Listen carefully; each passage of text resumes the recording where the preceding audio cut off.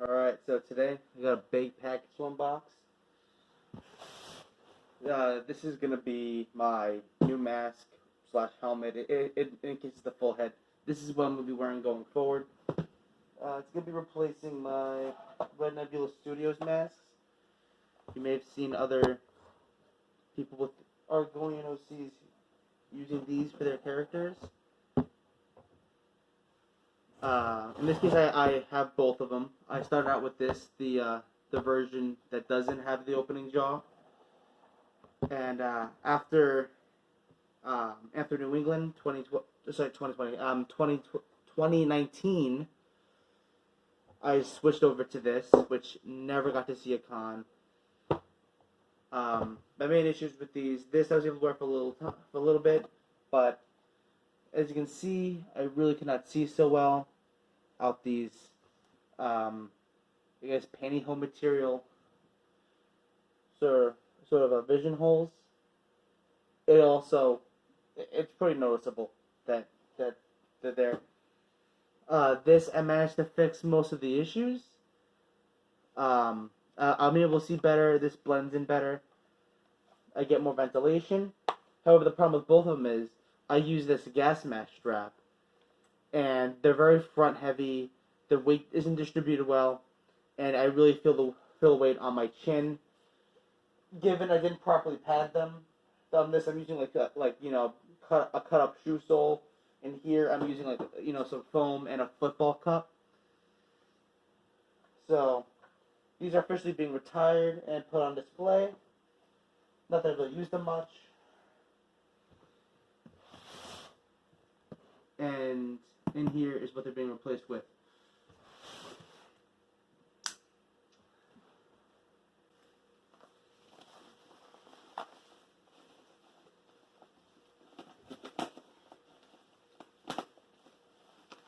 I'm just gonna cut the feed right here, go on to build this, then get back to you once it's all ready. Alright, I'm back. So, this is how the head will come to you in two pieces, the jaw and the bottom jaw. Upon reading the directions, it looks like it's just as simple as putting on the bottom jaw, then snapping. You can see right there, there's some snaps on the side, hidden by the horns. Simple as snapping it into place.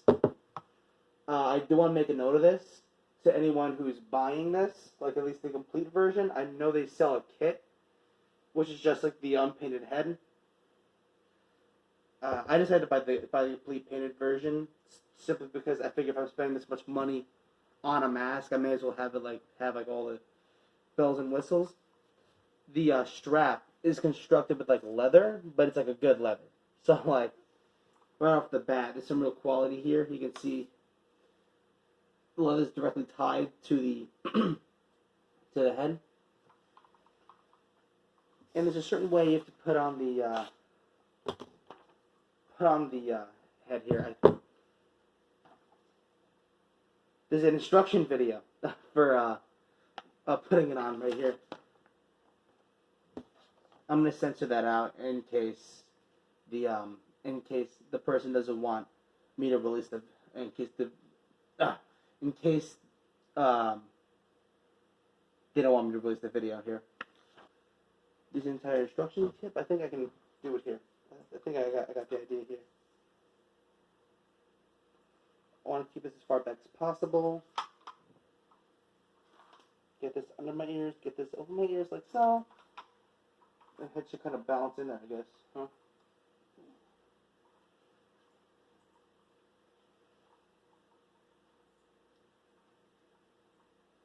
Then I guess I put the top shell on here.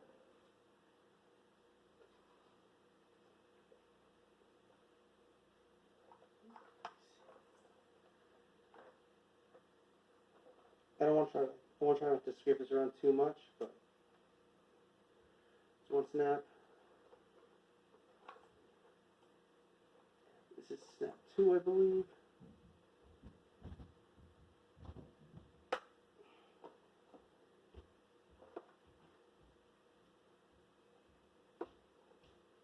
Let me see how this looks real quick.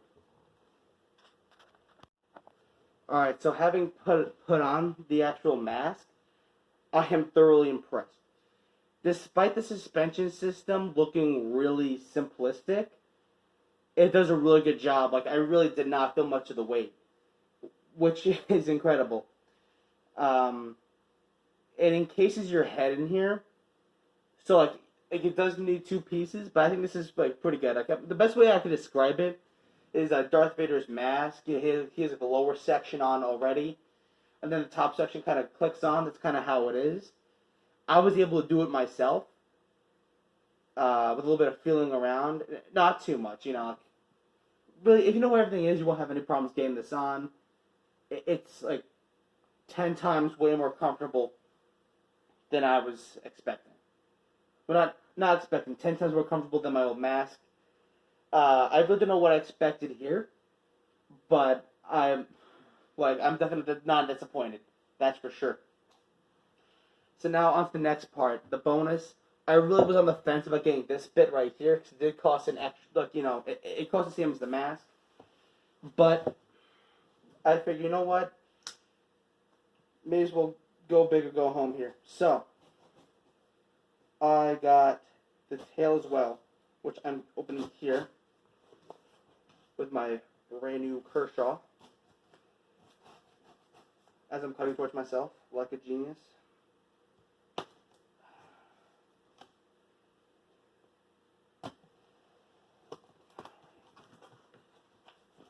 Let's hope this one isn't a whole like mess. Probably is gonna be. I'm not blaming the seller, because quite frankly, I'd really rather they be careful with all this. On top of that, I'm really impressed at how fast this got here. This was months in the making, and it just got here today, right? But keep in mind, I'm in New York, and Costume Biz, the person that made this, they're out in California. So the fact that this got here over the weekend is really impressive. I guess they paid they spared no expense for spared no expense for shipping. I can see it's not as bad with the padding stuff, or as you know, whatever. So feels a bit rigid. I guess they have something in here. Be really careful with this.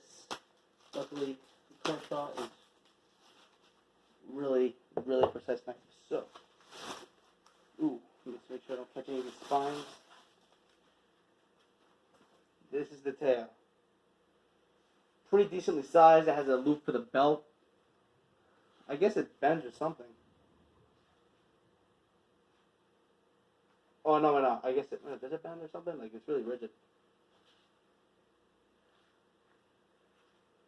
I guess it just hangs down. Oh, yeah, no, yeah, it does kind of bend down.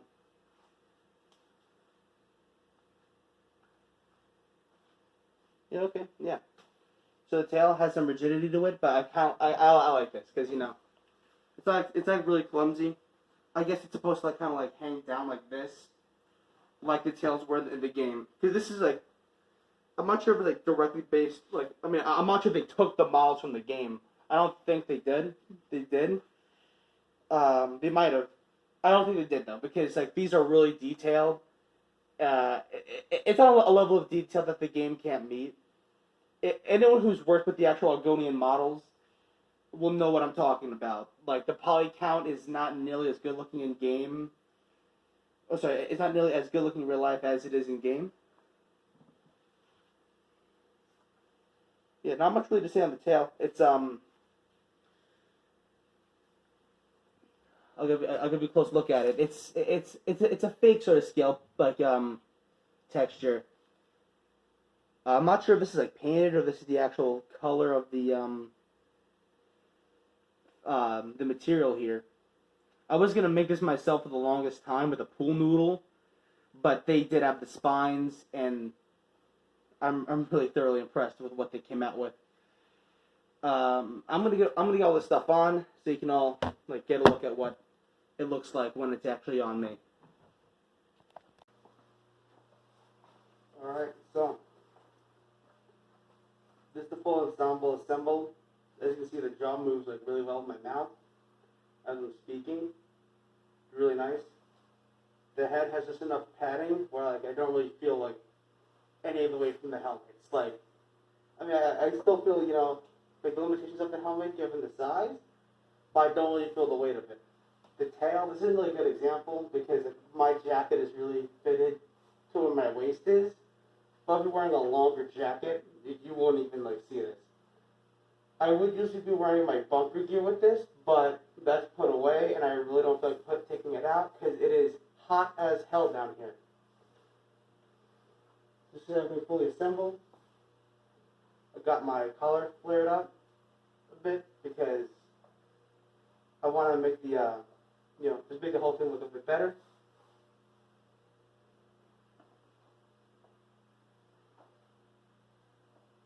Vision is really good. Like I can, obviously it's a bit muddy given given I got like a small mesh in front of my face.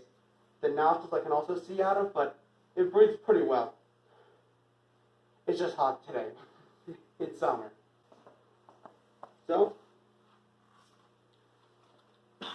full ensemble is done by Costume Biz on Etsy.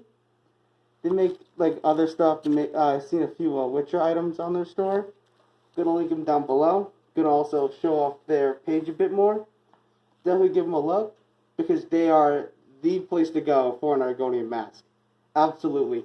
This mask is better than the Red Nebula mask, and it's better than anything else currently on the market, and potentially anything else that will ever be on the market. It does have a bit of a price tag, but the price is well worth it for what you get. It's still cheaper than a fursuit. Anyway, thanks for watching, guys. See you around.